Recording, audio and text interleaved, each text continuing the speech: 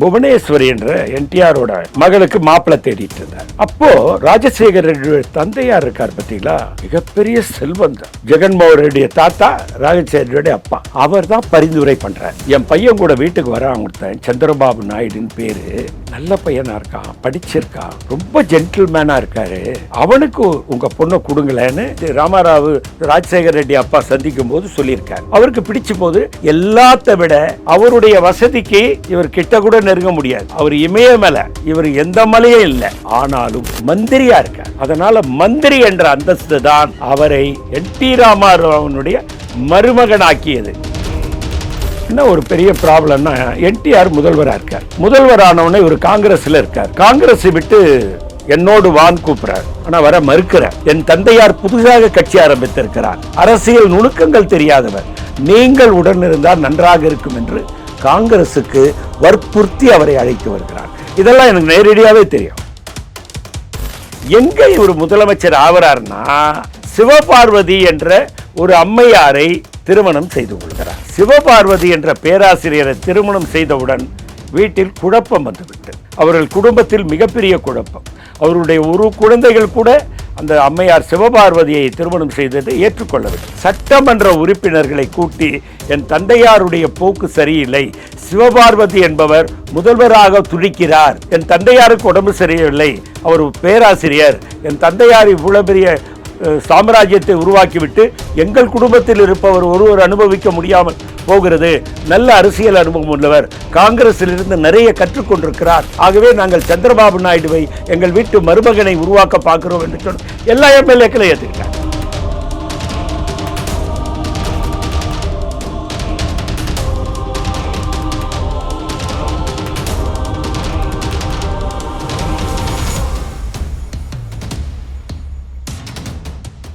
Real one நேயர்களுக்கு வணக்கம். இன்று நம்மளுடைய நேர்காணலுக்கு காங்கிரஸ் கட்சியை சேர்ந்த திரு பொன் கிருஷ்ணமூர்த்தி அவர்கள் இணைஞ்சிருக்காங்க. வணக்கம் சார். வணக்கம் சார்.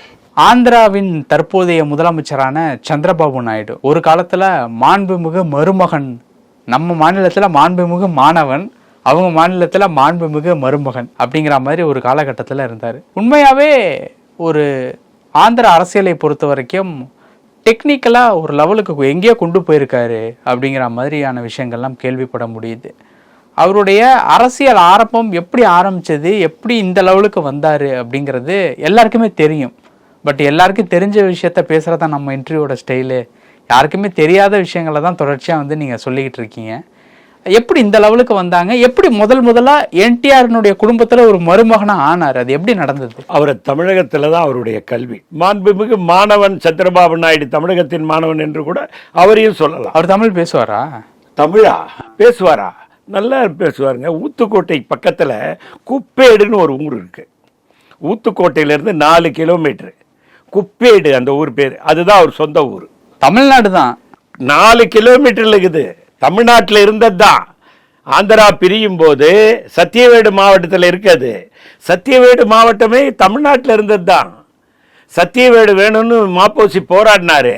அந்த சத்தியவேடு ஊத்துக்கோட்டையிலிருந்து நடந்து போயிடலாம், குப்பேடுன்னு ஒரு ஊர். அதுதான் சந்திரபாபு நாயுடுவோட சொந்த ஊர். தமிழ் ரொம்ப அருமையாக பேசுவார். இப்போ ஒரு நண்பரா சடகோபன் அப்படின்னு சொல்லி எங்கள் தமிழ்நாடு காங்கிரஸ் கமிட்டியினுடைய பொதுச் செயலாளரோட தோழர். அவர் தோழர் என்று சொல்லுவதை விட அவருக்கு எல்லாமே அவர் தான். சந்திரபாபு நாயுடுக்கு சடகோபன் தான் எல்லாமே. அவர் தான் அவருக்கு எம்எல்ஏ சீட்டு டெல்லியில் பேசி ஆந்திராவுக்கு வாங்கி கொடுத்தவர். ஆந்திராவில் அவர் எம்எல்ஏ முதல் நிற்கிறாரு. படித்து முடிச்சுட்டு இருக்கும்போது காங்கிரஸ் எம்எல்ஏவாக நிற்கிறார். நின்று வெற்றி பெறுறார். சென்னாரெட்டியினுடைய அமைச்சரவையில் இதே சடகோபன் நாயுடு தனக்குள்ள டெல்லி செல்வாக்கை பயன்படுத்தி அவருக்கு அமைச்சர் வாங்கி கொடுக்கிறார். அதே காலகட்டத்தில் திரு ராஜசேகர் ரெட்டி அங்க அமைச்சர் ஆகிறார். அரசியலுக்கு வர்றதுக்கு முன்னாடி 2 பேரும் நண்பர்களா? யாரு? ராஜசேகர் ரெட்டி இல்ல, மந்திரிகள் ஆனதுக்கு அப்புறம் 2 பேரும் மந்திரி. 2 பேரும் மந்திரி ஆன உடனே அதன் சடகோபன் நாயுடு மூலியமாக திரு சந்திரபாபு நாயுடிடம் பெரிய பழக்கம் இல்லாவிட்டாலும் பார்த்தால் பேசிக்கொள்ளக்கூடிய அளவுக்கு தெரியும். தமிழ் நல்லா பேசுவார். நான் நல்லா பேசுவேன். ஆனால் நான் தமிழர் தான், தெலுங்கு கற்றுக்கிட்டேன். தெலுங்கு ரொம்ப நல்லா பேசுவேன். அவரே சொல்லியிருக்காரு, கிருஷ்ணமூர்த்தி காரு మీరు బాగానే మాట్లాడతారు తెలుగు, చంద్రబాబు నాయుడు சொன்னது. அதே மாதிரி ராஜசேகர் ரெட்டி எனக்கு ரொம்ப வேண்டியவர். அவர்கிட்டயே தெலுங்கில் பேசும்போது இதே வார்த்தை சொல்லியிருக்காரு.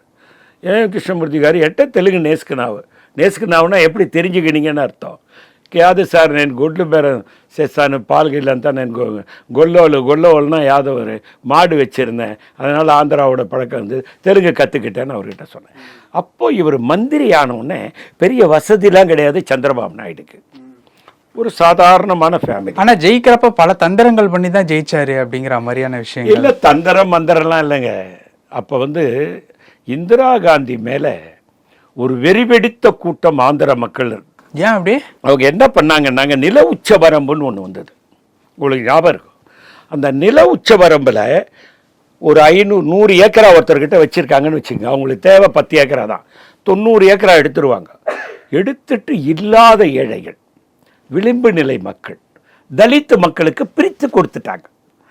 அதை நான் ஆந்திராவில் பிரச்சாரத்துக்கு போகும்போதுங்க, ఈ నిలాలంతా ఇందిరాగాంధీ అమ్మ ఇచ్చింది, ఆ అమ్మకి தான் మా ఓటు, இனிமேல் வாழ்க்கை தான் ஓட்டு வேస్తాను. இந்திரா காந்தி மேலே உயிரே வச்சிருந்த 90% ஆந்திர மக்கள் இருந்தாங்க. அதனால் காங்கிரஸுக்கு கண்ணை மூடிக்கிட்டு ஓட்டு குத்துவாங்க. அப்படி அவர் ஜெயிச்சிட்டார். தில்லு முள்ளெல்லாம் பண்ண வேண்டிய அவசியமே கிடையாது. தில்லு முள்ளுன்ற பேச்சுக்கே அங்கே இடமே இல்லை. காங்கிரஸ் தான், எல்லாரும் காங்கிரஸ் ஓட்டு போட்டுருவாங்க. அப்படி சந்திரபாபு நாயுடும் ராஜசேகர் ரெட்டியும் ஒரே நேரத்தில் அமைச்சரானாங்க. அமைச்சராகி 2 பேரும் நல்ல நட்பில் இருந்தாங்க. ஆனால் எனக்கு ஒரு வருத்தம் உண்டு. சந்திரபாபு நாயுடு அவர்களை ஜெகன்மோகன் ரெட்டி கைது செய்திருக்கக்கூடாது. கைது செய்தார் பாருங்க, அது மிகப்பெரிய தவறு. காரணம் என்ன? இங்கே தெலுங்கு நடிகர் அத்தனை பேரும் இங்கே தான் இருந்தாங்க.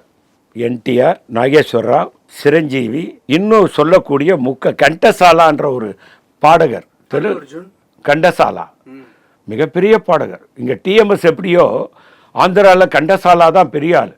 அவங்க எல்லாம் டி நகரை சுற்றி தான் இருந்தாங்க. அல்லு அர்ஜுன் எல்லாமே. ஆனால் சந்திரபாபு நாயுடு முதல்வர் ஆன உடனே என்ன பண்ணார்னா, ஆந்திராவை அடுத்த கட்டத்துக்கு கொண்டு போனார்.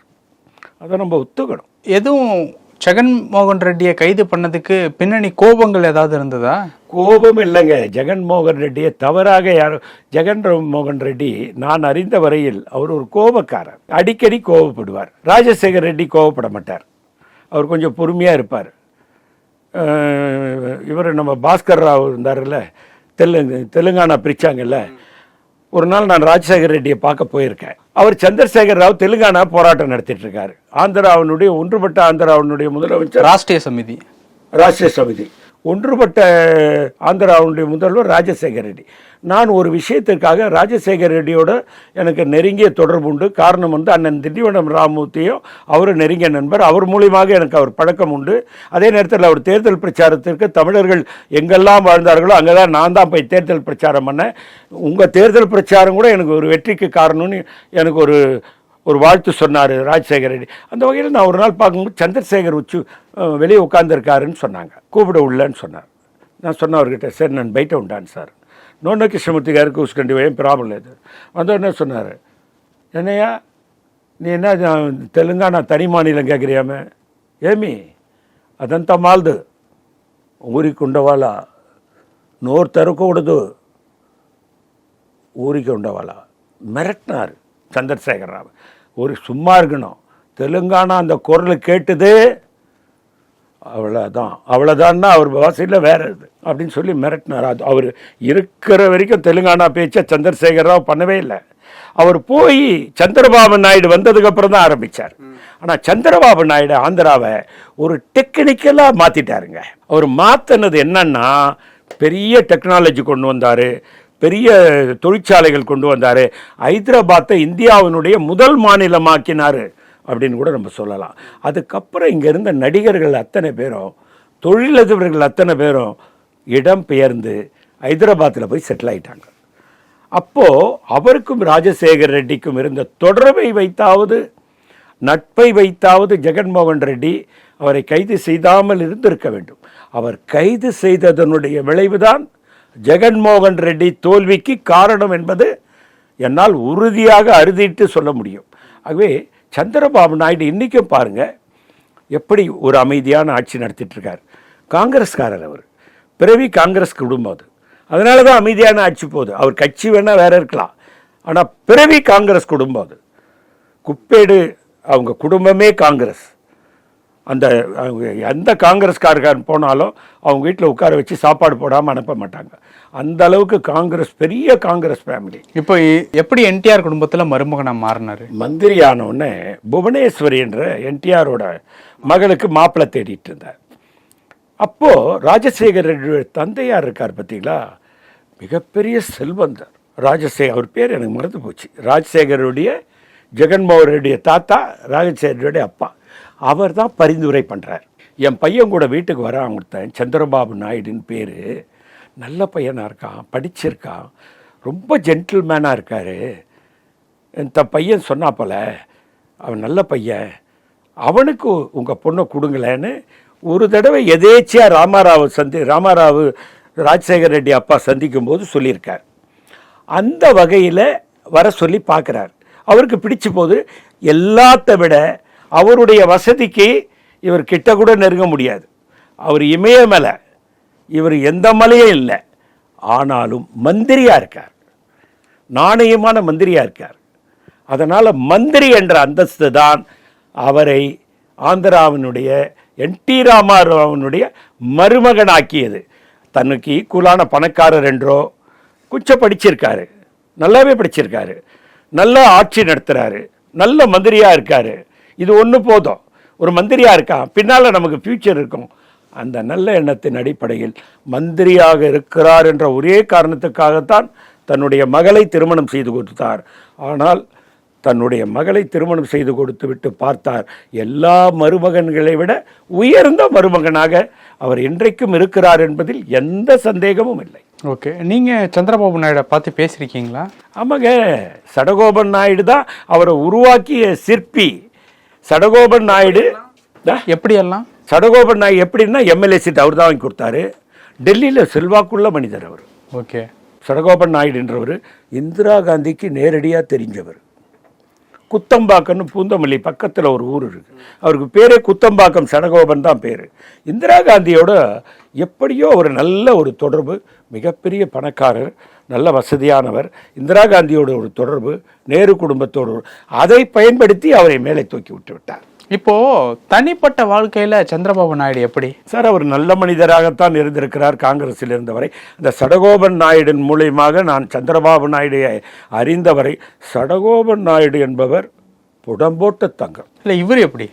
அதே தான் இவர். ஒருவரை பார்ப்பதற்கு முன்னால் அவன் நண்பனை பார் என்று சொல்வார்கள். சடகோபன் நாயுடு எப்படி இருந்தாரோ அதே மாதிரி சந்திரபாபு நாயுடு இருந்தார், என்றைக்கும் இருப்பதாகத்தான் நான் கேள்விப்படுகிறேன். அப்படி சந்திரபாபு நாயுடு ஒரு நல்ல மனிதர், அதில் ஒன்றும் சந்தேகம் இல்லை, நல்ல முதல்வர். நீங்கள் இன்னொன்று கூட பார்க்கணும், வாஜ்பாய் பிரதமராக இருக்கும்போது எப்படி அன்னை சோனியா காந்தி அவர்கள் அந்த கூட்டணியுடைய சேர்பர்சனாக இருந்தாரோ, அதே போன்று வாஜ்பாய் பிரதமராக இருக்கும்போது அந்த கூட்டணியினுடைய சேர்பர்சனாக இருந்து அதை வழிநடத்தியவர் சந்திரபாபு நாயுடு. அப்படின்னா பார்த்துங்க அவருடைய ஆளுமை எப்படி இருந்திருக்கும்னு. அவர் இப்போ சார் இப்படி அவர் முதலமைச்சர் ஆகக்கூடிய அளவுக்கு, என்டிஆரையும் மிஞ்சக்கூடிய அளவுக்கு எப்படி போனார்? என்ன நடந்தது? அதில் என்ன ஒரு பெரிய ப்ராப்ளம்னா, என்டிஆர் முதல்வராக இருக்கார். முதல்வர் ஆனவுடனே இவர் காங்கிரஸில் இருக்கார். காங்கிரஸை விட்டு என்னோடு வான் கூப்பிட்றார், ஆனால் வர மறுக்கிறார். இருந்தாலும் அப்போ கட்சி ஆரம்பிச்சிட்டாரு என்டிஆர் கட்சி ஆரம்பிச்சது மட்டும் இல்லை, முதல்வர் ஆயிட்டாரு. முதல்வர் ஆனதுக்கு அப்புறம் தான் இவர் காங்கிரஸை விட்டே போறாரு. அந்த குடும்பம் மொத்தமும் தன்னுடைய தந்தையார் முதல்வராக இருக்கும்போது உங்களை போன்ற காங்கிரஸில் அமைச்சராக இருந்து காங்கிரஸ் முதல்வரோடு, காங்கிரஸ் தலைவர்களோடு நெருங்கி பழகி அரசியல் நுணுக்கங்கள் தெரிந்தவர் நீங்கள். என் தந்தையார் புதுசாக கட்சி ஆரம்பித்திருக்கிறார், அரசியல் நுணுக்கங்கள் தெரியாதவர். நீங்கள் உடன் இருந்தால் நன்றாக இருக்கும் என்று காங்கிரஸுக்கு வற்புறுத்தி அவரை அழைத்து வருகிறார். இதெல்லாம் எனக்கு நேரடியாகவே தெரியும். அழைத்து வந்தவுடன் வருகிறார், அவரை அமைச்சராக்குகிறார். எங்கே இவர் முதலமைச்சர் ஆகிறார்னா, சிவபார்வதி என்ற ஒரு அம்மையாரை திருமணம் செய்து கொள்கிறார். அவங்க ஒரு பேராசிரியர். என்டிஆரோட மனைவி இறந்து போகிறாங்க. அவருக்கு 11 குழந்தைகள். யாருக்கு? என்டிஆருக்கு 11 குழந்தைகள். 11 ஒரு மனைவிக்கு தான் பிறந்தவங்களா? ஒரு மனைவிக்கு பிறந்தவங்க. 11 குழந்தைகளும் ஒரே மனைவிக்கு பிறந்தவர்கள் தான். சிவபார்வதி என்ற பேராசிரியரை திருமணம் செய்தவுடன் வீட்டில் குழப்பம் வந்துவிட்டது. அவர்கள் குடும்பத்தில் மிகப்பெரிய குழப்பம். அவருடைய ஒரு குழந்தைகள் கூட அந்த அம்மையார் சிவபார்வதியை திருமணம் செய்ததை ஏற்றுக்கொள்ளவில்லை. அப்பொழுது அந்த அம்மையாருடைய ஆதிக்கமும் கொஞ்சம் அதிகமாக போய்விட்டது. அதனாலதான் இப்போ இவர் வராரு. அப்ப என்ன ஆகுதுன்னா, அந்த குடும்பமே தன்னுடைய தந்தையாரை இறக்கிவிட்டு சந்திரபாபு நாயுடை அந்த இடத்தில் உட்கார வைக்க வேண்டும் என்று முயற்சி எடுக்கிறார்கள். அதற்கு என்ன செய்கிறார்கள் என்றால், ராமாராவை தவிர்த்து அந்த ஒட்டுமொத்த குடும்பமும் ஒன்றாக சேர்ந்து சட்டமன்ற உறுப்பினர்களை கூட்டி, என் தந்தையாருடைய போக்கு சரியில்லை, சிவபார்வதி என்பவர் முதல்வராக துடிக்கிறார், என் தந்தையாருக்கு உடம்பு சரியில்லை, அவர் பேராசிரியர், என் தந்தையார் இவ்வளவு பெரிய சாம்ராஜ்யத்தை உருவாக்கிவிட்டு எங்கள் குடும்பத்தில் இருப்பவர் ஒருவர் அனுபவிக்க முடியாமல் போகிறது, நல்ல அரசியல் அனுபவம் உள்ளவர், காங்கிரஸில் இருந்து நிறைய கற்றுக்கொண்டிருக்கிறார், ஆகவே நாங்கள் சந்திரபாபு நாயுடுவை எங்கள் வீட்டு மருமகனை உருவாக்க பார்க்கிறோம் என்று சொன்ன எல்லா எம்எல்ஏக்களும் ஏற்றுக்கிட்டாங்க. அப்படி எல்லா எம்எல்ஏக்களும் சேர்த்து சந்திரபாபு நாயுடை சட்டமன்ற குழு கூடி முதல்வராக தேர்வு செய்து விட்டார்கள். அப்படித்தான் முதல்வரானார். நீங்க சந்திரபாபு நாயுடு லாஸ்டா எப்போ பாத்தீங்கன்னு ஞாபகம் இருக்கா? அவர் முதல்வர் ஆனதுக்கு அப்புறம் முதல்வர் ஆனதுக்கு அப்புறம் ஒரு தடவை ஆந்திராவில் பார்த்தேன். நான் ஆந்திராவோட எனக்கு நெருங்கிய தொடர்பு உண்டு. காரணம், ஆந்திராவுக்கு நிறைய தடவை போவேன், நிறைய நண்பர்கள் இன்னைக்கும் எனக்கு இருக்கிறாங்க அங்கே. அதனால் ஒரு தடவை அவர் முதல்வர் ஆனதுக்கு அப்புறம் அவருக்கு ஆஃபீஸுக்கு போய் அவருக்கு வாழ்த்து சொல்லிட்டு வந்தது. அதுக்கப்புறம் நான் அவரை சந்திக்க முடியல, சந்திக்கக்கூடிய வாய்ப்பும் அமையலை, தேவையும் இல்லை. சந்திச்சு ஒரு 30 வருஷம் கிட்ட இருக்கும். அவர் முதல்வர் ஆனபோது 25 வருஷம் இருக்கும். அதுக்கப்புறம் நான் அவரை சந்திக்கலைங்க. ஓகே, இப்போ அவர் ஆந்திராவில் மீட் பண்ணீங்க, சந்திப்பு எல்லாமே ஓகே. இப்போ ஒரு முதல்வரா அவர் ஆந்திர அரசியல்ல ஒரு முக்கியமான இடத்த பிடிச்சிட்டாரு அப்படின்னு உங்களால சொல்ல முடியுமா, இல்லை பிடிக்கலங்கிற மாதிரி ஏதாவது இருக்கா? இல்லைங்க, நிச்சயமா பிடிச்சிட்டாருன்னு தான் சொல்லுவேன். சந்திரபாபு ராஜசேகர் ரெட்டி எந்த இடத்தை பிடித்து வைத்திருந்தாரோ அந்த இடத்திலே ஒரு 75% சந்திரபாபு நாயுடு பிடித்து வைத்திருக்கிறார் என்று நான் சொல்லுவேன். ஆனால் அமைதியானவர், கொஞ்சம் அன்பாகவே இருப்பார், திறமையான ஆளும் கூட. நிச்சயமாக ராஜசேகர் ரெட்டியும் சந்திரபாபு நாயுடு ஒன்றாக, சென்னாரெட்டி, நீங்கள் 2 பேரும் எனக்கு 2 கண்கள் என்று. சென்னாரெட்டி என்பவர் மிக உயர்ந்த மனிதர், தமிழ்நாட்டு கவர்னராக கூட இருந்தாரு. அவரும் அந்த ஜெயலலிதாவினுடைய ஒரு சர்ச்சையில மாட்டினாரு. அதாவதுங்க, அதை அதுக்குள்ள நம்ம போவேணான்னு நினைக்கிறேன். அது ஒரு சர்ச்சை. அம்மையார் சொன்னதும் தவறு. அவர் அப்படிப்பட்ட மனிதர் அல்ல. என்னவோ ஒரு காலகட்டம் அது சொல்லிவிட்டார்கள். சென்னாரெட்டி மிக மிக உயர்ந்த மனிதர். அவர் எனக்கு நெருங்கிய நண்பர். அவரோடு இருக்கிற போட்டோவை நான் வீட்டுக்கு போனோன்னு உங்களுக்கு அனுப்புகிறேன். என் தோளில் கை போட்டுக்கிட்டு இருப்பார் சென்னாரெட்டி. ஏனென்றால் அன்னை மரகதம் சந்திரசேகர் வீட்டுக்கு அடிக்கடிக்கு வருவார். ஏன்னா அன்னை மரகதம் சந்திரசேகர் இந்திரா காந்தி கிட்ட ஏதாவது சொல்லணும்னா சென்னாரெட்டி மரகதம்மா மூலியமாக தான் சொல்லுவார். ஒரு நாள் மரகதம்மா வீட்டுக்கு வந்தபோது நாங்கள்லாம் ஒன்றா உணவு சாப்பிட்டுட்டு என் தோளில் கை போட்டுக்கிட்டு இருக்க படம் இருக்குது. அதை நான் உங்களுக்கு வீட்டுக்கு போனவுடனே அனுப்பி வைக்கிறேன். சார், இப்போது தெலுங்கு தேசம் கட்சி சந்திரபாபு நாயுடுக்கு அப்புறம் அவருடைய மகன் நாரா லோகேஷ் தான் வழி நடத்துவார் அப்படிங்கிற மாதிரி ஒரு பேச்சு இருக்குது. அது உண்மைதானா? இல்லைங்க, அந்த குடும்பம் என்ன நினைக்கிறாங்கன்னா, அந்த குடும்பம் மொத்தமாக இவர் அனுபவம் மிக்கவர், காங்கிரஸில் இருந்த அந்த அனுபவம் இவருக்கு உதவும் என்று நினைப்பதனால் அவரை உருவாக்கி வைத்திருக்கிறார். நாரா லோகேஷ் இல்லை, சந்திரபாபு நாயுடு. அவருடைய பையனை அவர் வளர்த்து கொண்டிருக்கிறார். அந்த குடும்பம் அதை ஏற்றுக்கொண்டிருக்கிறது. ஆகவே அவர்கள் வாழையடிய வாழையாக அதை கொண்டு வருவார்கள், அதை நிலைநிறுத்துவார்கள். ஆனால் அடுத்த முறை ஆந்திராவிலே ஆட்சியை பிடிக்கக்கூடிய அளவிலே நிலைமை இருக்கிறதா என்று கேட்டால் இல்லை என்ற பதிலைத்தான் நான் சொல்லுவேன். அடுத்தது யாரு? இப்போ ராஜசேகருடைய மகள் தான் ஆந்திரா காங்கிரஸ் கட்சியினுடைய தலைவராக இருக்கிறார்கள். ஷர்மிளா, அவங்க தான் தலைவராக இருக்காங்க. எனக்கு தெரிஞ்சதில் ஜெகன்மோகன் ரெட்டியை நாம் கட்சியில் இணைத்து அவரை தலைவராக்கினால் நமக்கு சந்திரபாபு நாயுடுக்கு பிறகு காங்கிரஸ் மேலே வருவதற்குண்டான வாய்ப்புகள் நிறைய இருக்கிறது. காரணம், அதனுடைய ஆளுமை, அந்த மக்களை கட்டி போடக்கூடிய தன்மை ராஜசேகர் ரெட்டிக்கு பிறகு ஜெகன்கிட்ட இருக்கு. ஜெகன் கொஞ்சம் கோபப்படாமல் இருந்திருந்தால், காங்கிரஸை விட்டு போகாமல் இருந்திருந்தால் அவர்தான் வந்திருப்பார். ஆனால் எனக்கு ஒரு வருத்தம் உண்டு. ரோசையாவை முதல்வராக்குவதற்கு பதிலாக ஜெகன்மோகன் ரெட்டியை அன்றைக்கு முதல்வராக்கி இருந்தால் தெலுங்கானா பிரிந்திருக்காது, தெலுங்கானா போராட்டம் நடந்திருக்காது. என்றைக்கும் காங்கிரஸ் 40 இடங்களுக்கு மேல் ஆந்திராவிலே வெற்றி பெற்றிருக்கும். காங்கிரஸ் ரோசையாவை முதல்வராக்கியது ஒரு தவறு என்பதை நான் நிச்சயமாக ஒப்புக்கொள்வேன். ஆனால் கடைசி வரை ரோசையா காங்கிரஸுக்கு விசுவாசியாக இல்லாமல் போனார் என்பதும் ஒரு வருத்தமான செய்தி. ஓகே, இப்போ என்டிஆர் ஃபேமிலியில ஜூனியர் என்டிஆர் இப்போ படங்கள்லாம் நடிச்சிட்டு இருக்காருல்ல, அவர் உங்களுக்கு பழக்கமா? இல்லை சார், தெரியும். அவரை நான் பார்த்தது கூட இல்லை, நம்ம தெரியாது. ஆனால் அந்த ஜூனியர் என்டிஆர் வந்து இன்னைக்கு வந்து என்டிஆர் மாதிரியே இருக்கார். அவர் ஆந்திராவில் வந்து ஒரு பெரிய நடிகராக இருக்கார். ஆனால் எல்லா நடிகரை விட அந்த அல்லு அர்ஜுனான்றவர் தான் இன்னைக்கு நம்பர் 1 இருக்கார். 300 கோடி ரூபா வாங்குறாரு. அவர் உங்களுக்கு பழக்கமா? இல்லை சார், எனக்கு அவரும் பழக்கங்க. ஆனால் அவருடைய சிரஞ்சீவியோட நான் பேசியிருக்கேன், பழகியிருக்கேன். ஏன் கிருஷ்ணமூர்த்தி கார் ரெண்டி பாவுண்டாரான்னு அவர் மந்திரியாக இருக்கும்போது நான் அவரை ஒரு முறை பார்க்க போனேன். அதுக்கப்புறம் மந்திரியாக இருக்கும்போது காங்கிரஸில் மந்திரியாக இருந்தார். ஆமாம்மா, அவரை ஒரு முறை பார்க்க போனேன் ஒரு வேலையா. அதுக்கப்புறம் ஏர்போர்ட்டில் அடிக்கடிக்கு சந்திக்கும் போதெல்லாம் ரெண்டி கிருஷ்ணமூர்த்தி గారు ఎట్ట ఉంటారు, బాగుంటారా, రండి ఆంధ్రాకి రండి, నా ఇంటికి రావాలా அப்படின்லாம் సార్ మీరు నా ఇంటికి రావాలా సార్, గట్టిగా వస్తాను கிருஷ்ணமூர்த்தி గారు. அப்படி தான் பழக்கம், அவரோடவும் பழக்கம். பல விஷயங்கள் பேசியிருக்கோம். நேரத்திற்கு நன்றி. நன்றி சார்.